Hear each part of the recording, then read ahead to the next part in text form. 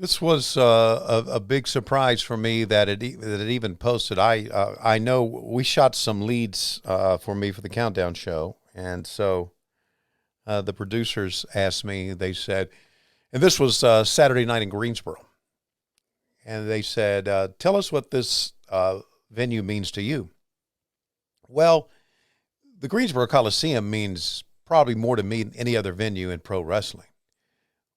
I used to go to the Greensboro Coliseum all the time in the 70s, from like 75 on, every month whenever they had it, and watch it as a fan.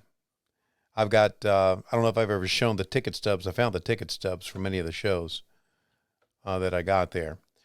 Then I started, my first real wrestling show was Starrcade 83. So when I got to the Greensboro Coliseum the other day, one of the first things I did was go, because they've revamped it so much and added on to it and made it such a bigger place. They got an aquatic center now. That's part of it. I went down and I found the two dressing rooms. They only had two dressing rooms back then. Two dressing rooms where we shot interviews. There's on the open that we have, you see a young Tony Schiavone with that microphone. That's one of the Greensboro dressing rooms where we shot interviews with Harley Race, Ric Flair, all of them back there. So that meant a lot to me. And of course, Greensboro is also where I met Lois. It was my first job in pro wrestling. It was my first job out of college once I moved away. So Greensboro had a lot, has a big meaning for me, the city and the Greensboro Coliseum. So we did this little talk about it. Talk about the Greensboro Coliseum, what Greensboro means to you. So I did, and they put it on an AEW Instagram post, which I thought was pretty cool. And so I think we can play that right now. When I was going to high school and going to college, I used to come here every month to the matches. Right here, I can tell you where I sat at the Greensboro Coliseum as a fan. That's number one.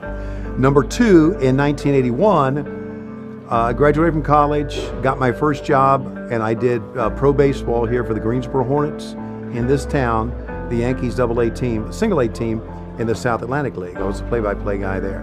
And also, I worked for WKEW Radio here, and that's where I met my wife, here in Greensboro. Flash forward now to 1983, the first Starrcade was here, and I went back and I saw the back rooms where we did the interviews for Starrcade 83. So this building, this town has a lot of memories for me, good and bad, Lois, but a lot of memories for me, and it's where my fandom started as a wrestling fan. It's where I did my first live show. I can even remember coming here on Thanksgiving one time and seeing Ricky Steamboat and Ric Flair 90 minutes in a steel cage.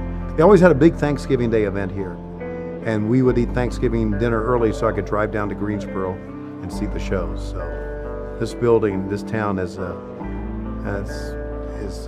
a big deal for me to be back here on many levels. Man, how well done was that? How cool is that? That's really cool. So just to let you know, shout out to some of the AEW people who put that sort of thing together. Yeah, Giancarlo obviously shot it and came up with the idea, and Giancarlo is one of our producers, just a great kid, and one of the best that ever did it, and slipped right through the fingers of WWE. Like, he really made his mark, at least in my opinion, with Game Changer Wrestling. He used to come up with such creative stuff. Yeah. Really leveled up their presentation. And I couldn't believe that WWE saw the value and took him, because sometimes it feels like WWE sees something and it just, they just don't get it. Well, they got him, or so I thought, brought him in, had him do a bunch of stuff that wound up getting shelved, and then laid him off. And now he's with you guys, and we get great stuff like that. So bravo to Giancarlo. Doesn't get enough of his props. I know when we were looking to do Ric Flair's last match, I just wanted him to literally do anything. Yeah. Like, whatever you want to do. I'm not going to tell you what to do. Just come up with something, because you'll think of something way cooler than we did.